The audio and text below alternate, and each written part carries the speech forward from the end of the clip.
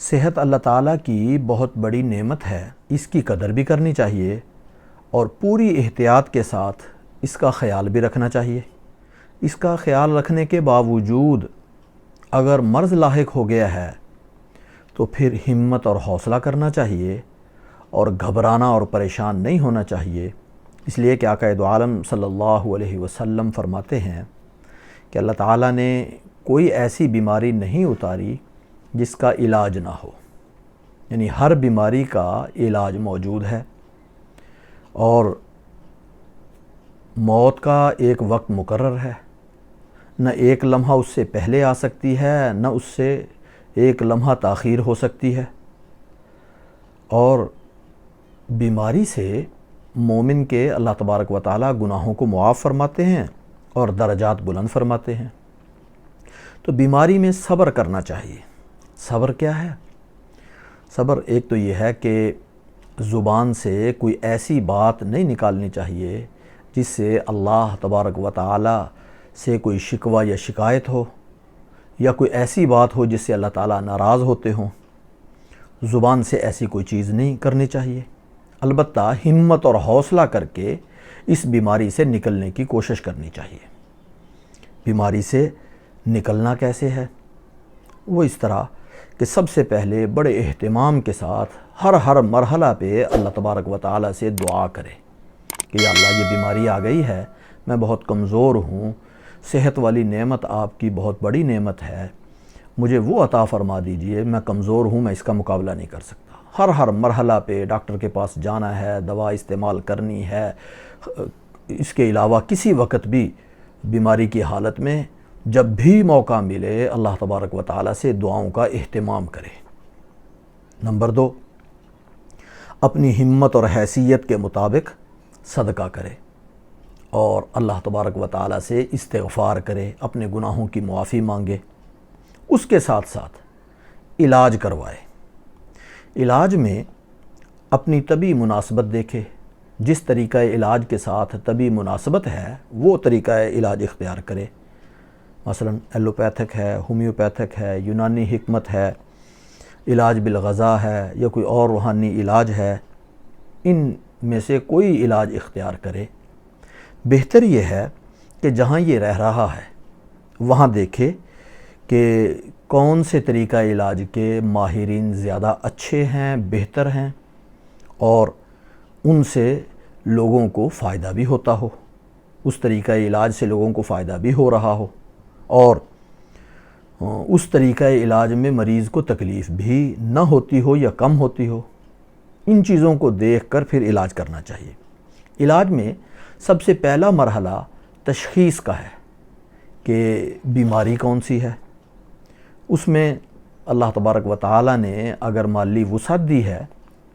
تو اپنی حیثیت کے مطابق بہتر سے بہتر، اچھے سے اچھا معالج تلاش کر کے اس کو دکھانا چاہیے، اور پھر اس کی رہنمائی میں بہتر سے بہتر، اچھے سے اچھے لیبارٹری سے جو ٹیسٹ ہو سکتے ہیں وہ کروانے چاہیے۔ اور تشخیص میں ایک سے زیادہ معالجین سے بھی مشورہ کیا جا سکتا ہے تاکہ اطمینان ہو جائے کہ مرض کون سا ہے۔ اور اگر مالی حالت اتنی بہتر نہیں ہے تو پھر اپنی حیثیت کے مطابق انسان کو علاج کرنا چاہیے۔ اللہ تبارک و تعالیٰ مدد کرنے والے ہیں، بسا اوقات ایک گولی سے ہی اللہ تبارک و تعالیٰ شفا عطا فرما دیتے ہیں، لیکن ایسے ہرگز نہیں کرنا چاہیے کہ انسان علاج کے لیے بسا اوقات کوئی بہت بھاری قرض لے لیتا ہے اور اس کی ادائیگی کی بھی بظاہر کوئی صورت نظر نہیں آ رہی، پھر یہ کام نہیں کرنا چاہیے، بلکہ اپنی حیثیت کے مطابق علاج کرنا چاہیے اور اللہ کی ذات پہ بھروسہ کرنا چاہیے۔ اللہ تبارک و تعالیٰ اپنا فضل فرمائیں گے۔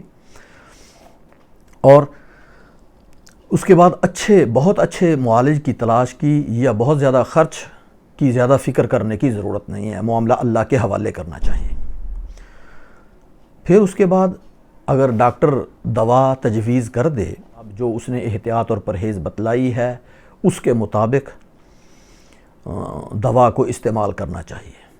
اور دوا پوری پابندی کے ساتھ جس طریقے سے اس نے بتلایا ہے اس کے مطابق استعمال کرنی چاہیے، اور اپنی مرضی سے دوا کو بند بھی نہیں کرنا چاہیے اور دوا میں ناغہ بھی نہیں کرنا چاہیے، پابندی کے ساتھ اس کو استعمال کرنا چاہیے۔ اور جو مرض انسان کو لاحق ہے بہتر یہ ہے کہ اس کے بارے میں بنیادی معلومات اور مطالعہ خود کرے اور یہ معلومات دیکھے